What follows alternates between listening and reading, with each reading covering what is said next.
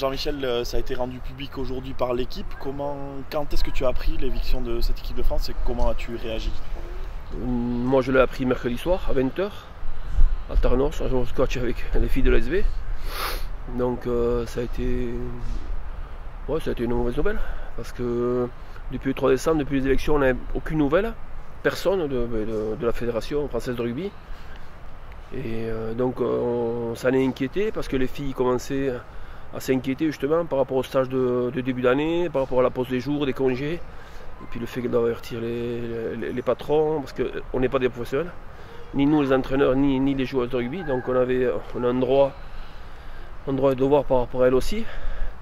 Et donc Philippe a appelé à Marc aussi, et moi j'ai appelé de mon côté la nouvelle manager en charge du rugby féminin français, qui est Annick Hérault de Romagna, qui était en place en 2014, avec le fiasco qu'il y a eu dans le staff. Donc c'est elle qui revient aux manettes. Donc évidemment que je l'ai très mal pris, parce qu'elle ne me donne pas d'explication. Elle me dit simplement j'ai pesé le pour et le contre, et à partir de là, vous n'êtes pas retenu. Je dis bon, merci. Justement, c'était ma prochaine question, comment c'est justifié parce que les résultats parlent pour vous? Je crois que le premier tournoi, on finit second, avec une défaite en Italie. Le deuxième tournoi, on perd au Pays de Galles, on est champion d'Europe. On fait une tournée aux États-Unis, on a mené plein de nouvelles joueuses, de jeunes joueuses pour les essayer. On bat les USA et on perd contre l'Angleterre et le Canada. On fait une tournée cet automne où on perd en Angleterre 10-5 ou 11-5 et on bat platement 2 fois les USA. Je crois que notre parcours sportif il est plus que positif. Donc à ce niveau-là, il n'y a pas grand-chose à nous reprocher. Mais ce que nous regrettons, c'est qu'on avait mis en place toute la préparation externalisée des joueuses pour préparer la Coupe du Monde, avec un groupe de 36 joueuses qui avait été établi, avec une prépa externalisée. On avait été voir les patrons qui libéraient les joueuses de demi-journée par semaine et qui les mettaient vraiment dans le confort. Parce que nous, ce qu'on voulait, c'était de ne pas déraciner les filles de leur cocon, leur quotidien, que ce soit professionnel ou familial, en les faisant monter en marque aussi. On voulait justement qu'elles se préparent du mieux possible chez elles, dans leur famille, on va dire. Et ce travail a commencé déjà il y a un mois, mais tout ça tombe à l'eau, tout ça est capoté, parce qu'il y a une nouvelle équipe, je ne sais pas ce qu'ils vont faire, puis ça ne me regarde pas. Donc non, mais ce que je regrette, c'est que les joueurs sont au milieu de cette tourmente, et c'est elles les pauvres qui vont ramasser le plus. Tu parlais des élections, tu as eu un doute quand tu as vu que c'était Bernard Laporte qui passait, tu te demandais ce qui allait advenir de vous? Je m'étais posé la question. On était en proche de Pierre, quand on a grandi à Cambo, habite à Ustaritz. Évidemment que Pierre Camus, qui ne le connaît pas, moi je connais depuis tout gosse, donc je ne vais pas dire aujourd'hui je ne connais pas Pierre Camus, alors que Pierre Camus est un ami, donc je ne vais pas argumenter sur ça. Après, on ne croyait pas qu'à 6 mois à la Coupe du Monde, il était capable de faire une telle chose.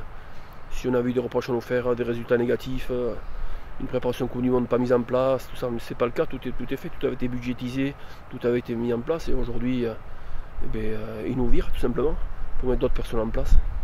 C'est ce qui est dommage. Cette décision, elle vient de tout en haut de Bernard Laporte ou de la nouvelle manager? Elle vient de la manager et de la politique de la Fédération française de rugby, face à couper les têtes des amis de Pierre Camus. Aujourd'hui, c'est clair et net.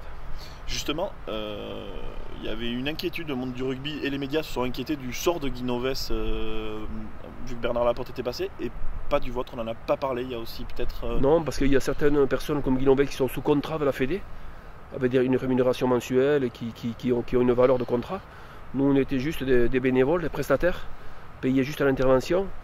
Donc nous, on était des petits par rapport à ces gros contrats-là. Donc pour eux, c'est plus facile de nous virer à nous, qui n'ont pas de contrat, que des gens qui ont des contrats.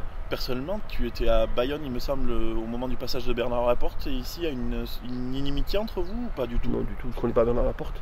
Je connais que par travers les médias ou à travers le fait qu'on était lui d'un côté sur un banc et moi de l'autre. Mais voilà, c'est tout. On n'avait pas de rapport plus que ça, ou moins que ça, quoi. Les filles sont aussi surprises, elles ne veulent pas réagir et c'est normal. On sait qu'il y a quand même une lettre qui a été envoyée à Bernard Laporte. Si on te demande de revenir, tu serais prêt à repartir? Et pour l'instant, je suis viré, donc je suis juste arrêté. Je vais m'occuper de l'ASB. Je crois qu'on a une grosse saison là.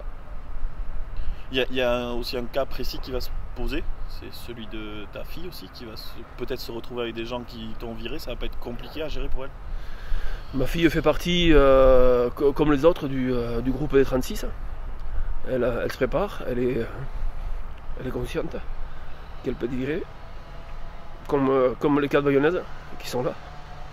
Donc, aujourd'hui, s'ils en sont là, c'est vraiment des petites personnes.